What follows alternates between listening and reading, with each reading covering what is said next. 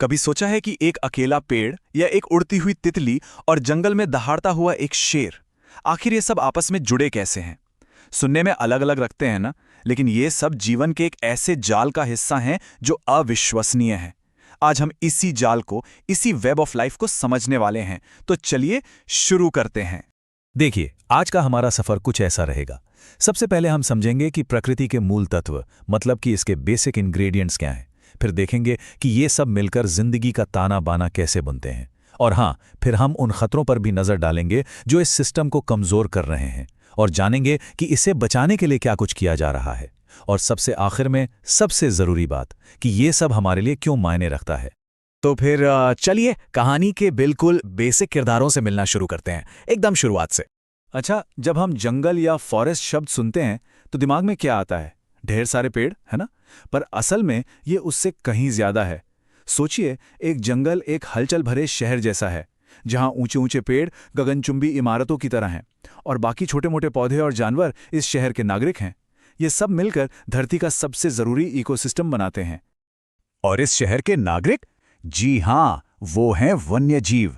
एक शानदार शेर से लेकर एक नन्ही सी चिड़िया तक, हर कोई इस कहानी का, इस शहर का एक बहुत जरूरी हिस्सा है। ये जंगल उनका घर है, और सच कहूं तो वो इस जंगल की आत्मा हैं।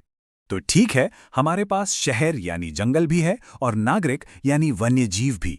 पर असली जादू तो तब शुरू होता है जब ये सारे हिस्से एक साथ आते हैं और आपस में जुड़ते हैं। तो सवाल ये है कि जब ये जंगल और इसमें रहने वाले सभी वन्य जीव एक साथ आते हैं, तो हमें आखिर मिलता क्या है? क्या बनता है इससे? इससे हमें मिलती है जैव विविधता यानी बायोडाइवर्सिटी। इसे एक बहुत ही आसान तरीके से समझते हैं। मान लीजिए कि हमारी ये जो पृथ्वी है वो एक बहुत बड़ी लाइब्रेरी है, और इस लाइब्रेरी में हर एक पौधा, हर एक जानवर, यहां तक कि हर छोटा मोटा कीड़ा भी एक अनोखी किताब है। तो बायोडाइवर्सिटी का मतलब है कि ये पूरी की पूरी लाइब्रेरी कितनी बड़ी, कितनी शानदार और कितनी रंगभेदी है। अब जरा सोचिए, एक ऐसी लाइब्रेरी जिसमें हर विषय पर किताबें हों, वो कितनी कीमती होगी। बिल्कुल वैसे ही एक अच्छी बायोडाइवर्सिटी हमारे ग्रह का संतुलन बनाए रखती है। इस लाइब्रेरी की कुछ किताबें हमें खाना देती हैं, कुछ हमें दवाइयां बनाने के राज बताती हैं, और कुछ सारी किताबें मिलकर हमारे ग्रह के तापमान को, हमारे क्लाइमेट को कंट्रोल में रखती हैं।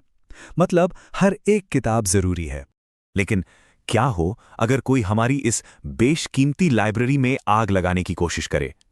दुख की बात तो यही है कि आज जीवन का ये खूबसूरत ताना बाना, हमारी ये लाइब्रेरी एक बहुत बड़े खतरे में है।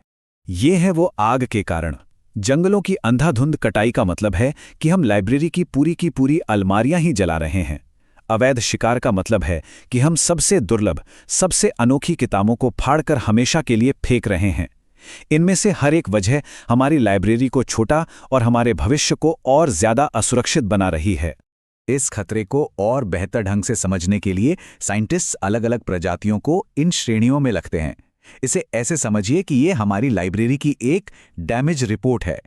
इंडेंजर्ड या संकटग्रस्त प्रजातियां, ये वो किताबें हैं जिनके बस आखिरी कुछ पन्ने ही बचे हैं, जैसे कि बाघ या काला हिरण। इन कैटेगरीज से हमें यह समझने में मदद मिलती है कि हमें अपनी मदद सबसे पहले कहां भेजनी है। लेकिन घबराइए मत, कहानी यहां खत्म नहीं होती। अच्छी बात यह है कि दुनिया भर में ऐसे बहुत से लोग हैं जो इस आग को बुझाने और अपनी लाइब्रेरी को बचाने के लिए दिन रात एक कर रहे हैं। तो चलिए इस ग्लोबल रेस्क्यू मिशन पर एक नजर डालते हैं। देखिए, इस लाइब्रेरी को बचाने के दो मेन तरीके हैं। पहला है इन सिटू, मतलब उसी जगह पर। इसका सीधा सा मतलब है कि हम पूरी की पूरी लाइब्रेरी को ही एक किले में बदल दें ताकि उसे कोई नुकसान ना पहुंचा सके। और दूसरा तरीका है एक्स सिटू, यानी जगह से बाहर। इसमें हम क्या करते हैं कि जो सबसे कीमती और दुर्लभ किताबें हैं उनकी कॉपी बनाकर उन्हें एक सुरक्षित तिजोरी में रख देते हैं। ये जो किले हैं, असल जिंदगी में हम इन्हें national parks, wild life sanctuaries और बायोस्फीयर रिजर्व के नाम से जानते हैं। ये प्रकृति के लिए सेफ हाउस हैं, जहां उसे बिना किसी बाहरी दखल के फलने फूलने का पूरा मौका मिलता है। और वो सुरक्षित तिजोरियां, वो है हमारे जू, बॉटैनिकल गार्डन और जीन बैंक। ये एक तरह से नूह की नाव की तरह हैं, जो प्रजातियों को विलुप्त होने के तूफान से बचाते हैं। इस उम्मीद के साथ कि एक दिन हालात सुधरेंगे और हम उन्हें वापस उनके असली घर, उनके जंगल में भेज सकेंगे। भारत की बात करें तो यहाँ संरक्षण की कहानी में एक बहुत बड़ा और ऐतिहासिक मोड़ प्रोजेक्ट टाइगर के साथ आया। ये सिर्फ एक प्रोजेक्ट नहीं था, ये एक राष्ट्रीय संकल्प था, एक वादा था। वो साल था 1973। इस एक मिशन ने पूरी दुनिया को ये दिखा दिया कि अगर इंसान सच में ठान ले तो वो जंगल के राजा को भी विलुप्त होने के कगार से वापस ला सकता है। लेकिन असली हीरो सिर्फ सरकारें या बड़े बड़े ऑर्गेनाइजेशंस नहीं हैं। चिपको आंदोलन जैसे जमीनी प्रयासों ने यह साबित किया है कि जब लोकल लोग, आम लोग अपने जंगलों को बचाने के लिए खड़े होते हैं तो वो एक ऐसी ताकत बन जाते हैं जिसे कोई नहीं रोक सकता। तो हमने लाइब्रेरी की बात की, खतरों की बात की और बचाने वालों की भी। पर अब वो सबसे जरूरी सवाल कि इस पूरी कहानी से हमारा और आपका क्या लेना देना है, ये सब हमारे लिए जरूरी क्यों है? बात बहुत सीधी सी है।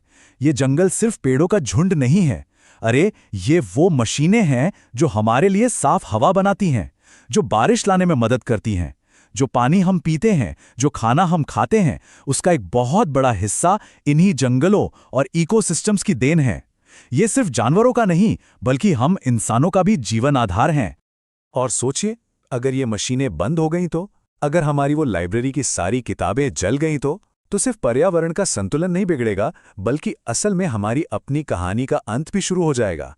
हमारा अस्तित्व इस हरे भरे जाल से इतनी मजबूती से जुड़ा है कि हम उसे अलग कर ही नहीं सकते। तो अंत में सवाल ये नहीं है कि क्या हम प्रकृति को बचा सकते हैं।